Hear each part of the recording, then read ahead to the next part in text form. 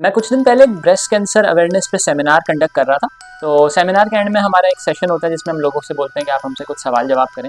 तो एंड में हमने बोला अगर किसी के क्वेश्चन है, तो एक खातून खड़ी हुई, कमोबेश 50-60 साल उनकी उम्र होगी, और उन्होंने मेरे से एक सवाल किया कि डॉक्टर साहब, आप kindly breast cancer in males के हवाले से कुछ बताएं।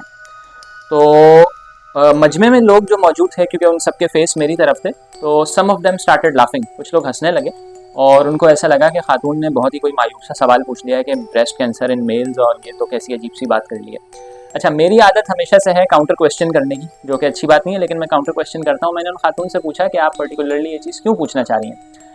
तो उन्होंने बोला कि रिसेंटली मेरे 22 साल के बेटे की डेथ हुई है ब्रेस्ट कैंसर की वजह से। जैसे ही उन्होंने ये बात बोली, तो जो लोग मुस्कुरा रहे थे, अचानक से हॉल में एक सन्नाटा सा मच गया, and that was very unfortunate. और मुझे अफसोस इस बात का हुआ कि मैं 2-2.5 साल से एक चैनल रन कर रहा हूँ और मेरे चैनल पे भी इस मुताल्लिक कोई वीडियो नहीं है। तो जी, in simpler and straightforward words, males में ब्रेस्ट कैंसर होता है।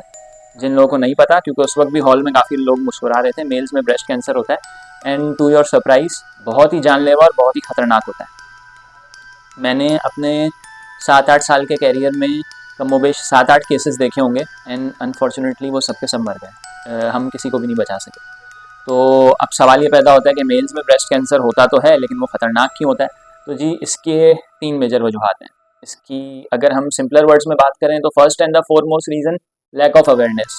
चलें, फीमेल्स में ब्रेस्ट कैंसर की कुछ हद तक अवेयरनेस है, जो मैं समझता हूँ वो भी नहीं है, लेकिन चलें, लोगों को कुछ आइडिया हो गया, अक्टूबर का महीना मना रहे हैं, दिस एंड दैट, फीमेल में ब्रेस्ट ऑर्गन्स होते हैं, तो जी चलें, ब्रेस्ट कैंसर हो सकता है।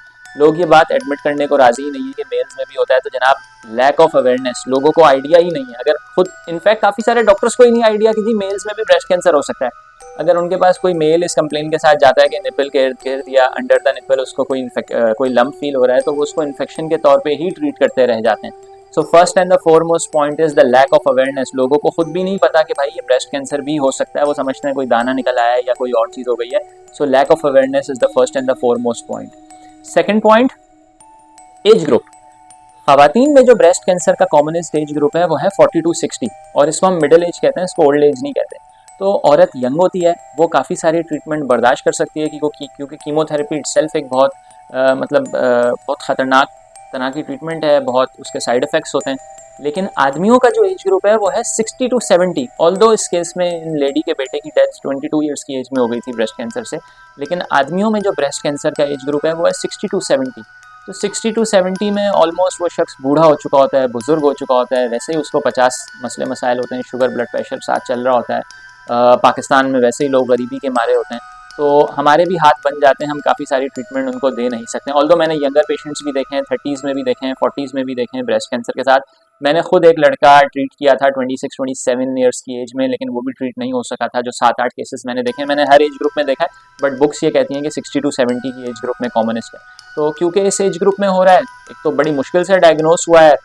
मुश्किल से डायग्नोस हुआ से मुरादी उसके हर तरह के टेस्ट करवा लिए गए हैं, महीनों उसको रख के इन्फेक्शन ट्रीट कर लिया गया है, तो वो जब हमारे पास आता है तो वो ऑलरेडी फैल चुका होता है। तो एक तो रीज़न ये है कि बड़े लास्ट स्टेज पर डायग्नोस होता है, दूसरा ये है कि ओल्ड एज में डायग्नोस होता है, तीसरा, एज अ सर्जन हमारे पास बहुत कम ऑप्शंस होते हैं उसको ट्रीट करने के, क्योंकि हमारे पास स्किन अवेलेबल नहीं होती। अगर हम काटेंगे तो बाद में स्किन खींच के कैसे लगाएंगे। उसके अलावा काफ़ी सारी हार्मोनल थेरेपीज़ हैं जो हम मेल्स में ब्रेस्ट कैंसर की ट्रीटमेंट में नहीं दे पाते। उसके अलावा एज आई सेड के बहुत ओल्ड एज में जाके डायग्नोस हो रहे हैं, तो काफ़ी सारी कीमोथेरेपीज़ हम ओल्ड एज में नहीं दे पाते। सो ये 3 मेजर पॉइंट्स हैं। वीडियो बिला वजह लंबी हो जाएगी, लेकिन ये 3 मेजर पॉइंट्स हैं। इस वीडियो का मकसद सिर्फ और सिर्फ ये है कि लोगों में इस चीज़ की आगाही दी जाए कि although we very lack a lot के फीमेल्स में भी ब्रेस्ट कैंसर है, लेकिन लोगों को आगाही दी जाए कि जी मेल्स में भी ब्रेस्ट कैंसर होता है, although it is very rare, but होता है। अगर आपको किसी भी तरह का कोई भी लम्प फील हो, खास तौर पे मेल्स, ऑल्दो मेरे चैनल पे बहुत सारी फीमेल्स ही हैं, 90% सब्सक्राइबर फीमेल्स ही हैं। अगर आपको किसी भी तरह का कोई भी लम्प फील हो अंडर योर निपल या अराउंड योर निपल, तो कंसल्ट योर डॉक्टर। फिर भी अगर किसी को कोई सवाल हो तो मेरे से इंस्टाग्राम पे कांटेक्ट कर सकता है। Thank you.